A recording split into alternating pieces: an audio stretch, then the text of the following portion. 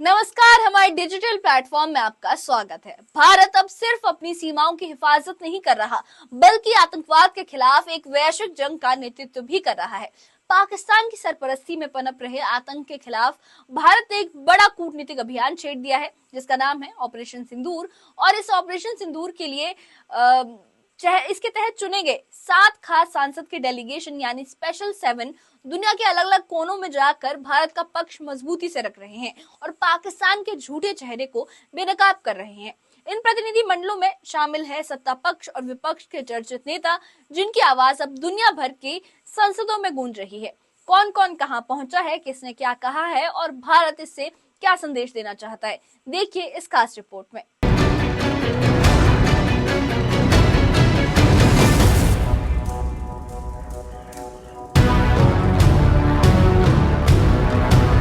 भारत ने आतंकवाद के खिलाफ एक वैश्विक मुहिम शुरू की है। ऑपरेशन सिंदूर के तहत बनाए गए 7 अलग अलग सांसद डेलीगेशन, जिन्हें स्पेशल 7 कहा जा रहा है, दुनिया भर में जाकर पाकिस्तान के आतंक के चेहरे को उजागर कर रहे हैं। हर ग्रुप को एक जिम्मेदारी दी गई है कि वो संबंधित देशों में भारत का पक्ष मजबूती से रखें और पाकिस्तान की भूमिका को सामने लाएं।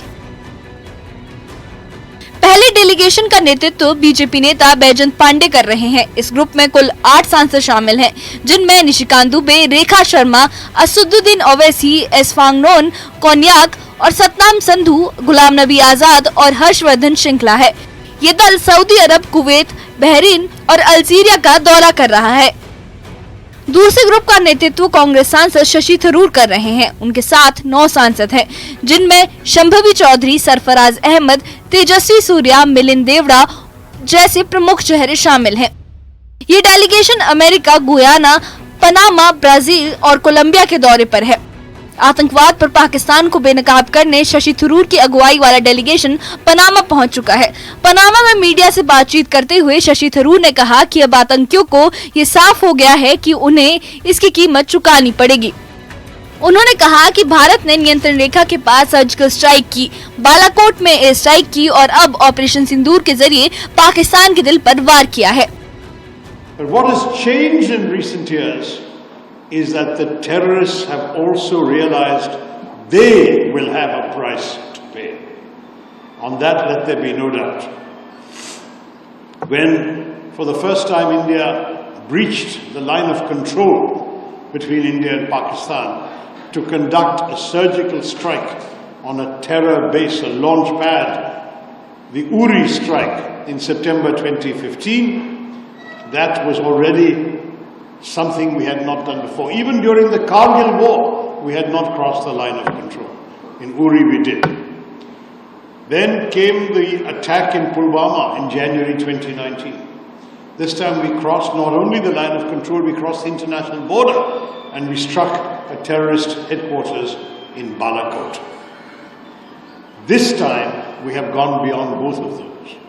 We have not only gone beyond the line of control and the international border, we have struck at the Punjabi heartland of Pakistan by hitting terror bases, training centers, terror headquarters in 9 places.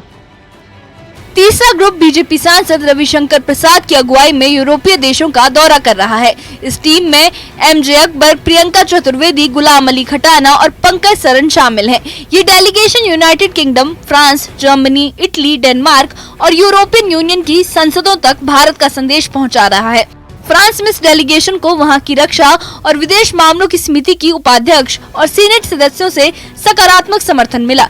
Ravishankar प्रसाद ने बताया कि हम France के नेताओं के आभारी हैं, जिन्होंने साफ कहा कि वो आतंकवाद के खिलाफ भारत के साथ खड़े हैं। उन्होंने माना कि फ्रांस, भारत और पूरा लोकतांत्रिक विश्व पाकिस्तान पर आयोजित आतंकवाद के खिलाफ एक स्वर में बोले कि वक्त की जरूरत है। अब ये डेलीगेशन इटली पहुंच चुका है, जहां मिशन ऑपरेशन सिंदूर के तहत पाकिस्तान के खिलाफ भारत का सख्त संदेश आगे बढ़ाया जा रहा है। We are very grateful. The Honorable Vice Chair of the Defense Foreign Affairs Committee, along with all her colleagues in the Senate, in this majestic building, has only one word to say. We are together with India in the fight against terrorism. And Pakistan has also suffered, and they totally agreed that France and India, nay, the whole democratic world, need to speak in one voice in the fight against terrorism emanating from Pakistan, supported by the state of Pakistan. चौथे group का नेतृत्व NCP सांसद सुप्रिया सुले कर रही हैं। उनकी team में राजीव प्रताप रूडी, मनीष तिवारी और आनंद शर्मा जैसे अनुभवी नेता हैं। ये डेलीगेशन मिस्र, इथियोपिया, कतर और दक्षिण अफ्रीका में पाकिस्तान की करतूतों की पोल खोल रहा है। सुप्रिया सुले की अगुवाई में भारतीय डेलीगेशन दक्षिण अफ्रीका पहुंचकर पाकिस्तान के खिलाफ समर्थन जुटा रहा है। दक्षिण अफ्रीका में पत्रकारों से बातचीत करते हुए सुप्रिया सुले ने कहा कि भारत शांति चाहता है, लेकिन हिंसा पर अब चुप नहीं रहेगा। आतंकवाद की वैश्विक निंदा आवश्यक है। That you must tell the truth to the world, and we all in one voice must condemn any terrorism anywhere in the world. And we have come with a message of peace, love, harmony. At the same time, we must not forget that India is not going to tolerate any violence against any Indians anymore. And that's the message that we have come. Our first effort will always be peace. And India is one country which has never initiated a war ever. पांचवा group DM के सांसद कनिमोई की अगुवाई में रूस, Spain, Greece, Slovenia और Latvia का दौरा कर रहा है। इस ग्रुप में अल्ताफ अहमद, अशोक मित्तल और राजीव राय जैसे सांसद शामिल हैं। ये सभी देश भारत की इस रणनीतिक मुहिम के अहम पड़ाव बन सकते हैं। पनामा सिटी से लेकर जोहान्सबर्ग तक भारत की ऑपरेशन सिंदूर स्ट्राइक ने दुनिया को आतंक के खिलाफ भारत के कड़े रुख का संदेश दे दिया है। शशि थरूर के नेतृत्व में पनामा पहुंचे प्रतिनिधि मंडल के सदस्य और बीजेपी सांसद शशांक मणि त्रिपाठी ने कहा कि आज का भारत जानता है कि आतंक का एक ही जवाब है, आतंकियों के अड्डे को ढूंढकर खत्म किया जाए। हमने वर्षों तक शांति का रास्ता अपनाया, लेकिन जब हालात बिगड़ते गए तो हमें ताकत का प्रदर्शन करना पड़ा और यही इस ऑपरेशन ने दिखाया है। वहीं सुप्रिया सुले की अगुवाई में दक्षिण अफ्रीका पहुंचे प्रतिनिधि मंडल में शामिल बीजेपी सांसद अनुराग ठाकुर ने जोहान्सबर्ग में कहा कि पहलगाम की घटना बेहद दुखद थी। जब पाकिस्तान ने 15 दिन तक कोई कार्रवाई नहीं की तो भारत ने 9 आतंकी ठिकानों पर सर्जिकल स्ट्राइक कर कड़ा जवाब दिया। भारत शांति चाहता है, लेकिन अगर कोई हमें छेड़ेगा तो हम छोड़ेंगे नहीं। आज का भारत समझ गया है कि आतंकवाद का एक ही मुकाबला है कि आप जो आतंकवादी है उनके ठिकानों को पता लगाया जाए और उन्हें ध्वस्त किया जाए, और यही ऑपरेशन सिंदूर ने किया। और इसके लिए मैं आदरणीय प्रधानमंत्री जी को ही नहीं, हमारी रक्षा बलों को भी, अपने सैन्य बलों को भी धन्यवाद देना चाहता हूं, क्योंकि उन्होंने पराक्रम का प्रदर्शन किया। और उसके बाद जैसा कि शशि जी ने बताया, जब वहां से हवाई हमले हुए उसके बाद हमने उनके ठिकानों को, उनके मिलिट्री ठिकानों को ध्वस्त किया, और उसके बाद उन्होंने संधि 10 मई को करी, उसको हमने स्वीकार किया, क्योंकि युद्ध किसी का दोस्त नहीं होता है। किसी के भाई को, किसी के पिता को मार दिया, और ये किसने किया? इसकी जिम्मेदारी ली है द रेजिस्टेंस फ्रंट, जो लश्कर तैयबा का फ्रंट है, और पाकिस्तान की सरजमीन से जो जन्म भी लेता है, प्रशिक्षण भी लेता है, पैसा भी लेता है, और भारत और दुनिया भर में आतंकवाद फैलाने का काम कोई करता है तो उस देश का नाम है आतंकवाद फैलाने वाले के देश का नाम है पाकिस्तान। यही आपको सारी दुनिया को बताना है कि आतंकवाद फैलाने का काम पाकिस्तान की सरजमीन से होता है। आज हमें आजादी चाहिए आतंकवाद से, लगाम लगानी है आतंकवाद पर, और ये जो पाकिस्तान ने पहलगाम में किया है उसका दुनिया भर में जितना चेहरा बेनकाब किया जाए कि पाकिस्तान की धरती आतंकवाद को जन्म देती है, पालती पोसती है, और उसको फिर दुनिया भर में एक्सपोर्ट करके ये काम करती है।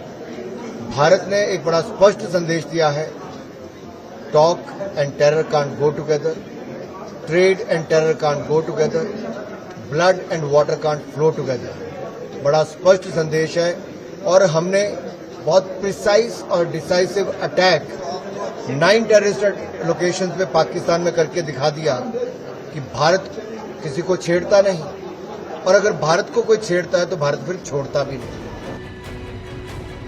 ऑपरेशन सिंदूर के तहत स्पेशल 7 के ग्रुप्स अब अपने अपने तय देशों में पहुंच चुके हैं। बैजंत पांडे की अगुवाई वाला ग्रुप सऊदी अरब में है, रविशंकर का डेलीगेशन इटली में, संजय झा का ग्रुप जकार्ता पहुंच चुका है और श्रीकांत शिंदे की टीम कांगो में है। शशि थरूर का डेलीगेशन पनामा सिटी में सक्रिय है। सुप्रिया सुले की टीम दक्षिण अफ्रीका में है और कनिमोई का डेलीगेशन ग्रीस में मौजूद है। तो भारत के स्पेशल 7 सांसद डेलीगेशन ने पाकिस्तान को वैश्विक स्तर पर घेरना शुरू कर दिया है। हर देश की संसद में, हर मंच पर भारत की आवाज गूंज रही है। आतंकवाद के खिलाफ भारत का सख्त रुख अब सिर्फ सीमा तक सीमित नहीं, ऑपरेशन सिंदूर के जरिए ये संदेश पूरी दुनिया तक पहुंचाया जा रहा है कि भारत अब चुप नहीं रहेगा।